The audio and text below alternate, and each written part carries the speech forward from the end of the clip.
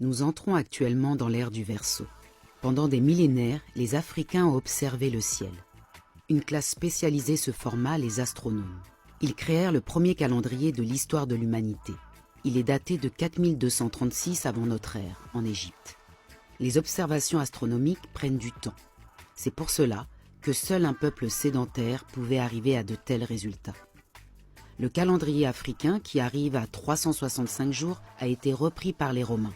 C'est le calendrier que l'on utilise aujourd'hui, avec ses 12 mois de l'année et ses 365 jours. Les ères ont été décryptées par les anciens Égyptiens. Le sphinx de Gizeh représente l'entrée dans l'ère du lion. Il y a eu l'ère du taureau, du bélier, du poisson, et aujourd'hui nous entrons dans l'ère du Verseau. En Égypte antique, la représentation de la divinité changeait par rapport à la constellation dans laquelle le soleil se trouvait.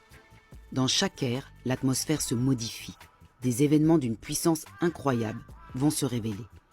Une ère dure 2160 ans. Le Verseau verse l'eau qui va se déverser sur l'humanité et va rendre visible tout ce qui était caché. Les dirigeants du monde doivent dire la vérité et cesser de détruire les peuples par la ruse, appauvrir les populations, arracher toutes les richesses pour une poignée de personnes. La vérité doit s'imposer par tous les moyens. Et si les hommes refusent le chemin de la vérité, il y aura des événements très tristes et destructeurs. Vous voyez ce qui se passe en Afrique? Le réveil des consciences qui s'impose grâce au travail acharné de militants, d'intellectuels et de visionnaires, de personnes actives sur le terrain. Cette conscientisation qui se passe actuellement en Afrique de l'Ouest, les rapports de force se bousculent et vont se renverser. Et comme le disait notre frère Kalala Omotunde, c'est le temps de l'Afrique.